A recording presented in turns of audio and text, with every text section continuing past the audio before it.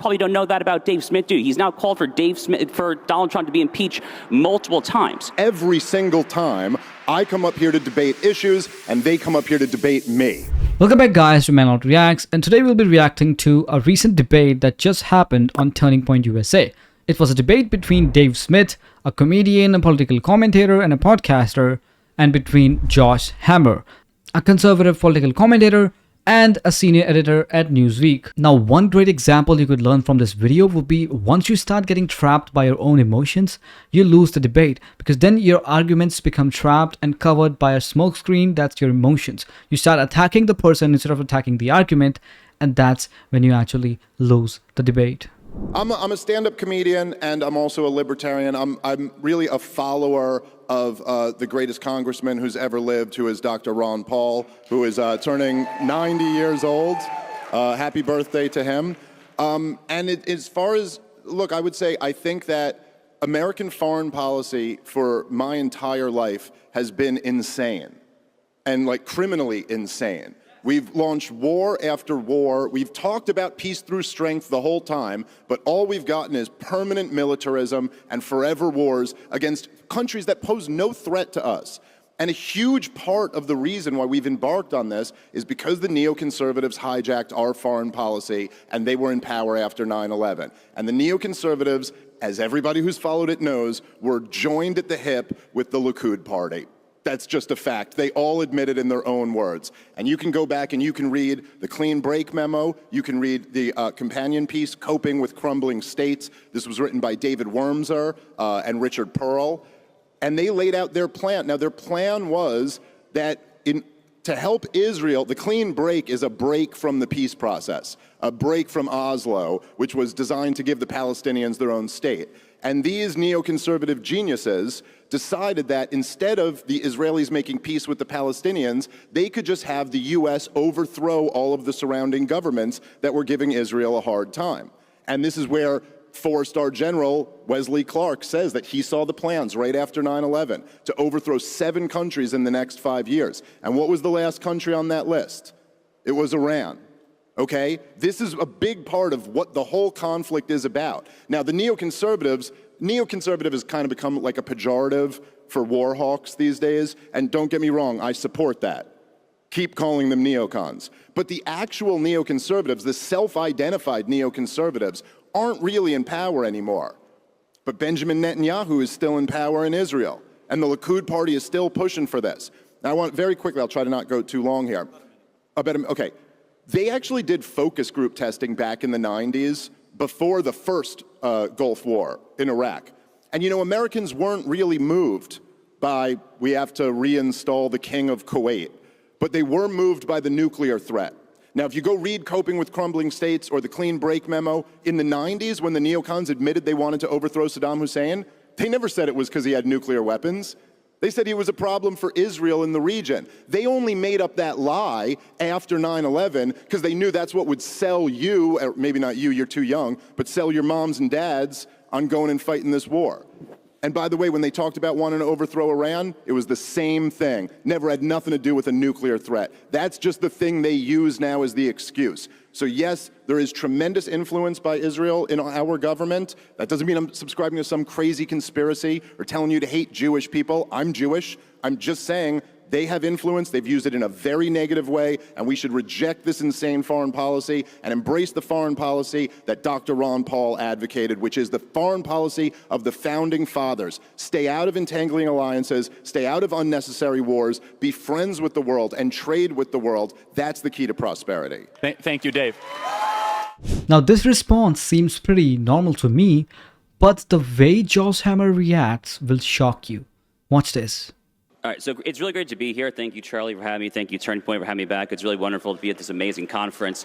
You know, Dave joked that he didn't get any sleep last night. Today's actually also a fast day on the Jewish calendar. I'm not eating or even drinking water. So we're all on the same page here. We're all just totally screwed. So you can kind of get off the same starting place there. Look, there's a lot of substance to respond to. I'll just really briefly do that, and then we'll talk about what I actually want to talk about in my opening remarks.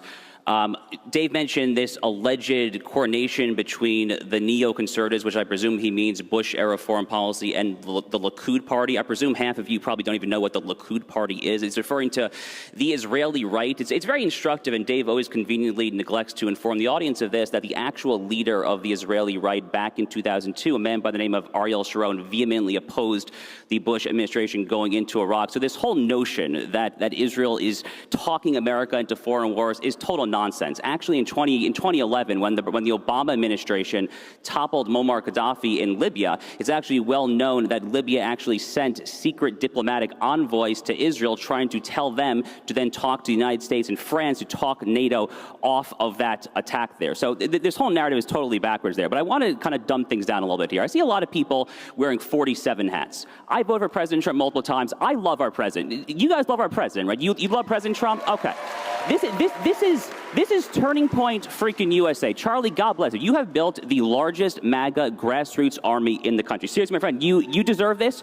You all are card-carrying members of it. We here are part of that. The good news is that while no one should be afraid of debate, and this debate is a nice thing here, the MAGA movement is actually quite unified. Believe it or not, all the talk to the contrary when it comes to these issues. An overwhelming majority of self-identified MAGA Republicans support close U.S.-Israel relations. According to a CBS News poll, moreover, after the recent Operation Midnight Hammer B-2 bombers in Iran, 94% of self-identified MAGA Republicans supported President Trump's dropping those B-2 bombs on Fort Natanz and the other Iranian facilities there. This is a wildly popular policy there. Let's take a step back here. I have a counter argument and I would like you guys to hear it. And if you guys have a counter argument to that, let me know in the comments. The argument is, Josh says that as per the CBS poll, 94% of MAGA voters were in favor of the Operation Midnight Hammer that happened on June 21, 2025, this year. I think the media sets stage for our choices. So, for example, the Hunter Biden laptop story. The MSM, the mainstream media, convinced people that it was just a Russian hoax and the Hunter Biden laptop story isn't real, and they downplayed it. So guess what happened? After voting for Biden, after Biden won, a lot of people, the polls showed that 30% of the people would have not voted for Biden if they would have known about the Hunter Biden laptop story, if they would have known that this was real. But the media showed it as, and media downplayed it as like a Russian disinformation, and it's just a hoax, the Republicans are making it up. Just like that, I think the media showed it as, oh, Iran is getting dangerously close to nuclear enrichment. And guess what happened? The supporters, the MAGA supporters, well, you could kind of argue that MAGA supporters don't really trust the mainstream media, so they don't get their news from mainstream media, but they do get their news from Fox News, and they do get their news from different sources, Trump conservative sources. And a lot of people and influencers did hyped up this Iran nuclear enrichment thing, and that might have convinced people that, okay, Iran's really close to getting a nuclear, so people were like, okay, we're in favor of that, which they might not have been, just like the Hunter Biden laptop story, which they might not have been in favor of if they would have known the truth. Or if the media wasn't have persuaded them into believing something. That's my observation. Let's get back to the debate now. What did Dave Smith say about this? He re-upped his now years-long crusade to call for Donald Trump's impeachment. Y'all probably don't know that about Dave Smith, do you? He's now called for Donald Trump to be impeached multiple times. But Dave, you know, look, I mean, I don't like when people misquote me either. You probably don't like when people misquote you. So I actually have a little bit of a highlight reel here of Dave Smith's tweets over the years. Dave Smith, March 19th, 2024. Donald Trump is responsible for around 500,000 deaths in Yemen, and between the weapons to Ukraine and the Abraham Accords Jerusalem embassy, he is at least partially responsible for the two worst humanitarian crises in the world. He's a war criminal who should spend his life in prison. He is calling Donald Trump a war criminal who should spend his life in prison. You should be livid at that. I am livid at that as a Trump supporter. Donald Trump, Dave Smith, June 16, 2025. Trump allegedly had full prior knowledge of Israel's attacks and gave it his blessing while pretending to be negotiating with the Iranians as a cover. If this is true, Trump is the most impotent bitch of a leader imaginable. He's calling our president, the greatest president in my lifetime, an impotent bitch. Are you kidding me? June 21st, 2025, Donald Trump has now launched an illegal war of aggression against Iran. The risk of an absolute catastrophe is very high and the benefits are non-existent. Dave Smith, June 21st. Dead wrong. This notion that World War III would start, not a single American casualty. We should be celebrating that. Donald Trump fulfilled multiple campaign promises. The escalator speech in 2015 at Trump Tower, he literally said, I'm not going to let Iran get a nuclear weapon. And guess what? He said, I oppose a neoconservative foreign policy. He did both of those things with Iran. He deprived the Iranian regime of nuclear weapon while not losing a single American sailor, soldier, or Marine while depriving them of nuclear weapons. And finally, Charlie, I'll end on this. Dave Smith, July 8th, 2025. In the last month, Donald Trump has launched a war of aggression on behalf of a foreign government, exploded the debt, announced that he's continuing the Biden policy of arming Ukraine, and covered up a giant child rape operation. So according to my interlocutor, Donald Trump is not just engaging in wars on behalf of a foreign government, he is also covering up the world's giant pedophilic child sex trafficking ring, allegedly, I presume, on behalf of a foreign government as well. So I'm disgusted, frankly, that this man is on stage, but I'll end it at that. Okay, well, got it. So, Dave, I want to give you an opportunity, about 4 minutes to respond to that. Let's respond as you see fit. No, and then bring us to the 12-day war. Let's stay focused on that. Yeah. We can. Well, the thing, Charlie, but defend yourself, Sure. obviously. Well, the thing is, Charlie, as you may have noticed, and some of you may have seen some of my other debates, every single time I come up here to debate issues, and they come up here to debate me and my character. It's all they have every single time. Because they can't actually take on any of the arguments, and so the most pathetic low-hanging fruit of, you guys like Trump, this guy said bad things about Trump. Listen, guys, I'm a free American. I supported Donald Trump in this last election. Yes, he did just actively cover up a giant child rapist ring, and I'm going to criticize him for that, okay? And I'm sorry, after all these years of us right-wingers saying, protect the children, come on, that's bad for your soul if you don't. You speak up about that. It's horrible what he's doing. And, you know, as far as the actual substance of what Josh said here, which there really wasn't much, but I already pointed this out the last time we debated. His topic about how Sharon was against the war in Iraq is total nonsense. Sharon's envoy initially opposed it when he found out that Bush was going to invade Iraq, not because he didn't want Saddam Hussein to be overthrown, but because he wanted regime change in Iran first. And then, when the George W. Bush administration assured him that Iran would come next, they got on board with it and they started pumping out all types of propaganda about how Saddam Hussein's nuclear secret sites that didn't exist. And Benjamin Netanyahu, the longest serving prime minister in Israeli history, that year in 2002 came to Congress and testified under, a congressional testimony that anyone can go watch, and advocated not that the U.S. let Israel do it, but that the U.S. overthrow Saddam Hussein. I believe his words were, I guarantee that peace will spread through the region. And he also advocated that we overthrow Muammar Gaddafi and the mullahs in Iran. So you're just wrong about it. That's not true. And yes, have I been critical of Donald Trump when I think he gets things wrong? Yeah. Okay, so this is kind of where he shakes up a little bit and he says, well, yes, I criticized Donald Trump. He didn't just criticize it. Come on, Dave. You said that Donald Trump should be impeached. I don't think that's a part of criticism, calling someone to be impeached. That's a little bit too far. But yes, his argument against Josh Hammer was pretty solid. I mean, I think that's what we should do. This is America. You criticize the government when they get things wrong. And so I don't even know what else. Josh, wait 1 sec, Josh. I got to keep the peace here. Dave, about a minute-ish. Okay. A minute and a half. No, I'm taking her time. Look, as far as take about a minute and a half and try to do the 12-day war thing. Yeah, sure. As far as the 12-day war goes, I mean, look, I'll be honest.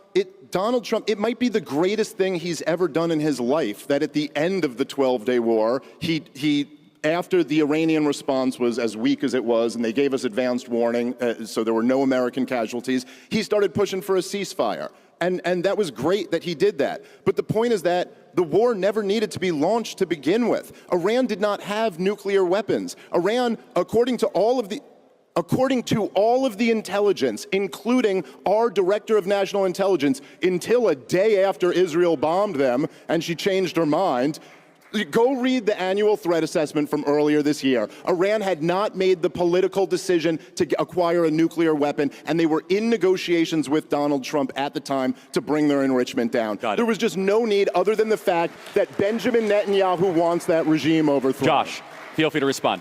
Thank you. I'd be curious if Dave Smith also believes in the tooth fairy and pink unicorns. I mean, what lie does Dave Smith not believe, frankly?